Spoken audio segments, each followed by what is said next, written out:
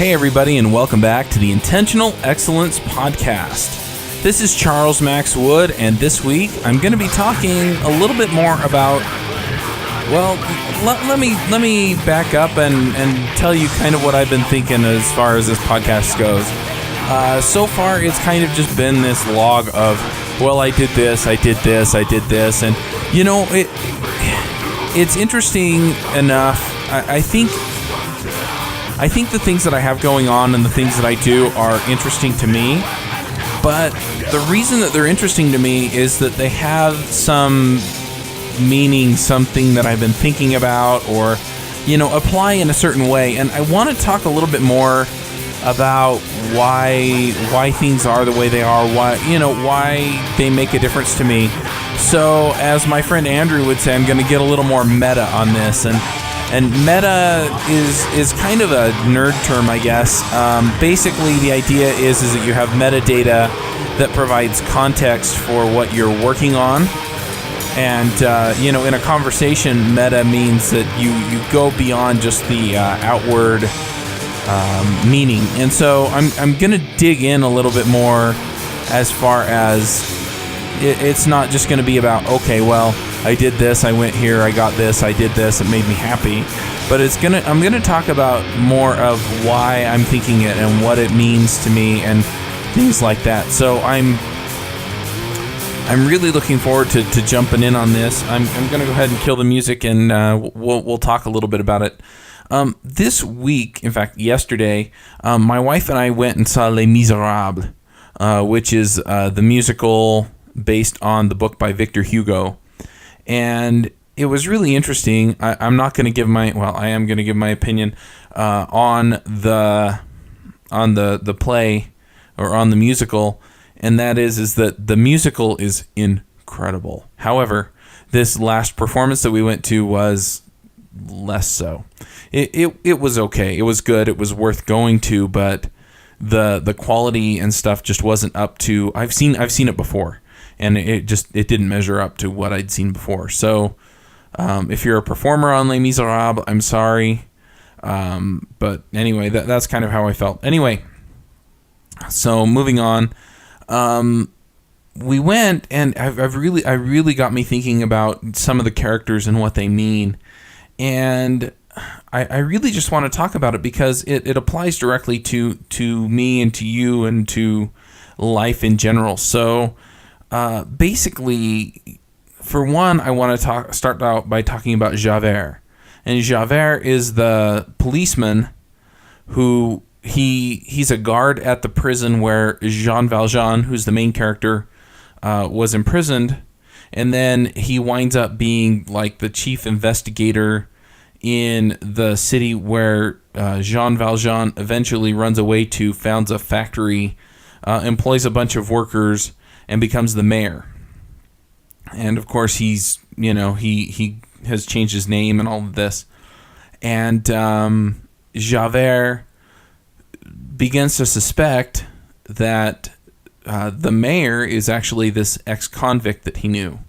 And the reason that this is interesting, the reason that Jean Valjean changed his name and went to all this trouble is because as a convict, he was required to present papers wherever he went, letting them know that he was an ex-convict. And so what was happening was he either wasn't permitted to stay in certain places, in an inn or whatever, or he was paid less than the other workers. He had trouble finding work, and overall, it wasn't a good situation for him. So anyway, so he winds up being the mayor. Javert begins to suspect that the mayor might be this convict, Jean Valjean, and he actually, in the book, if I remember right, he actually denounces him, and then they find this other guy who they believe to be Valjean. And so he comes and he tells the mayor, look, I suspected you of being this ex-convict, but we actually found him. And so, obviously, that's not you. I apologize. And according to Javert's sense of justice, he should have some sort of retribution from the mayor. And honestly, I think, and through the whole story, Javert is keeps coming up. When they run away to Paris, or later on, Valjean actually, he can't let this other man go to prison for him, so he actually goes and admits that he is Valjean, and gets sent back to prison in the book. In the play, he actually goes back, sees Fantine, and we'll go into some of this other stuff. But anyway, he sees Fantine and then goes and gets Cosette, who is Fantine's daughter, and Fantine dies. She dies in the book too, but. Anyway, so Javert, he tells Valjean that, no, you can't go and save this little girl. You have to go back to prison. And in the play, he escapes right then. In the book, he actually goes back to prison and then escapes from prison. Anyway, beside the point. So anyway, that's just giving you some background on these characters. But anyway, Javert, he's very duty-bound. He has this sense of justice and what's right and what's wrong and what he ought to do. And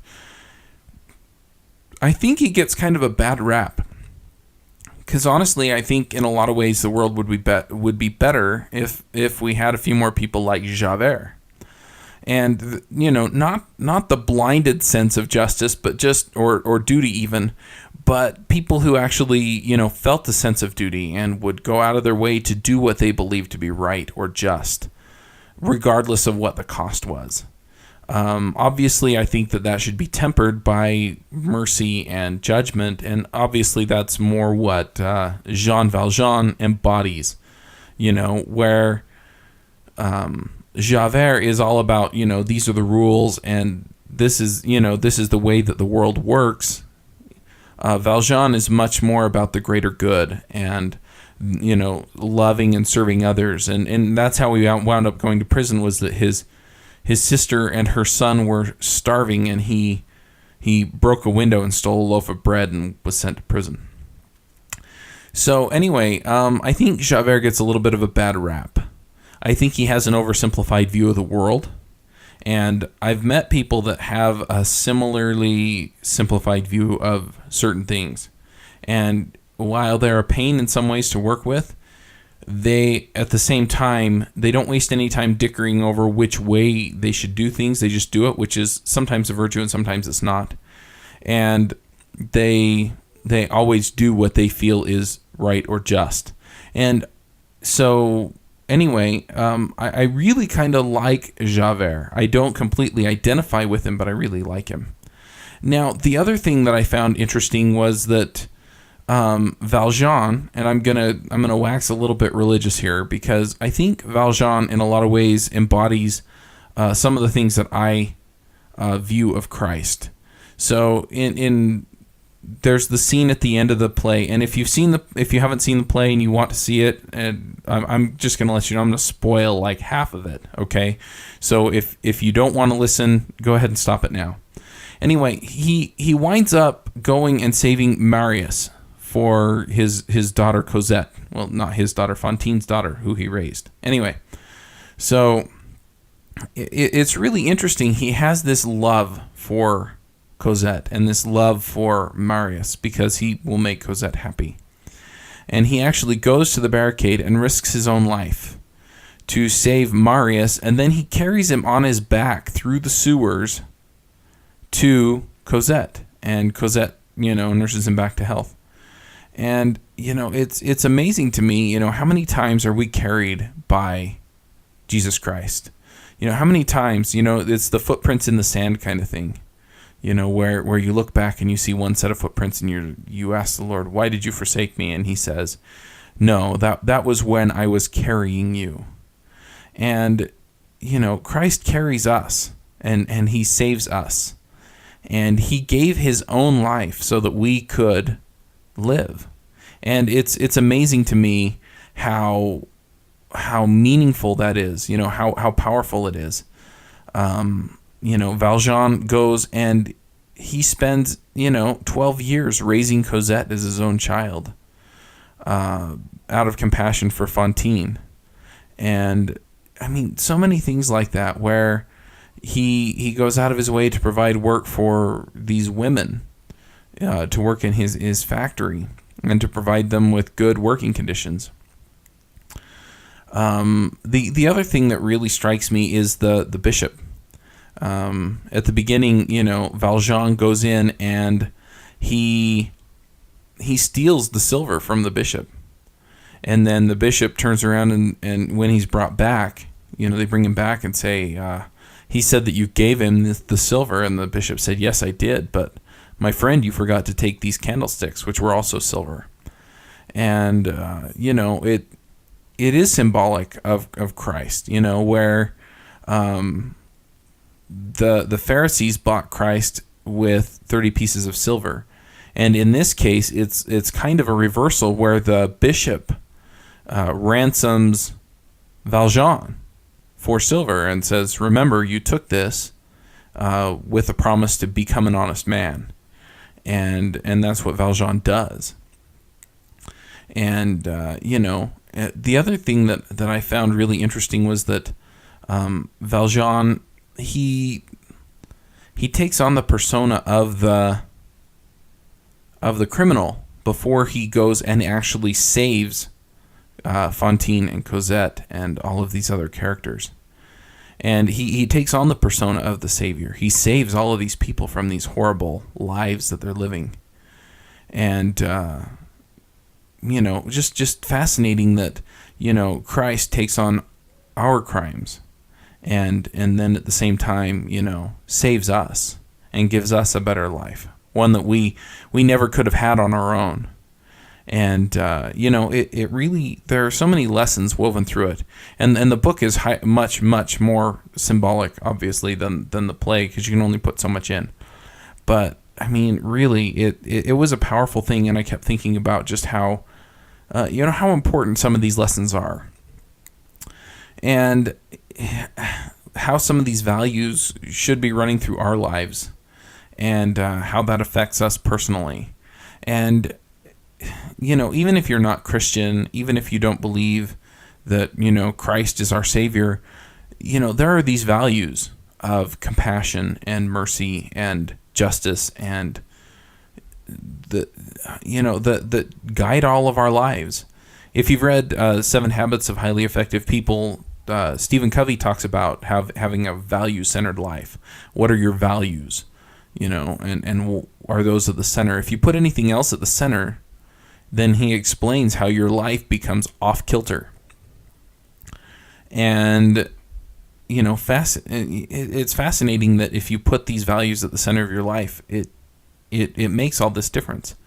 And if you are Christian and you look at those values, you realize that a lot of those values center on Christ.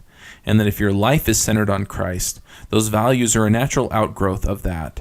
And, then your relationships in your family and the things that you do with all of the other things that are important fall into place and make a huge difference. And so, anyway, I've really just been thinking really since last night about this. And, obviously my thoughts aren't fully formed around a lot of these themes, but at the same time, it's something that I really wanted to talk about.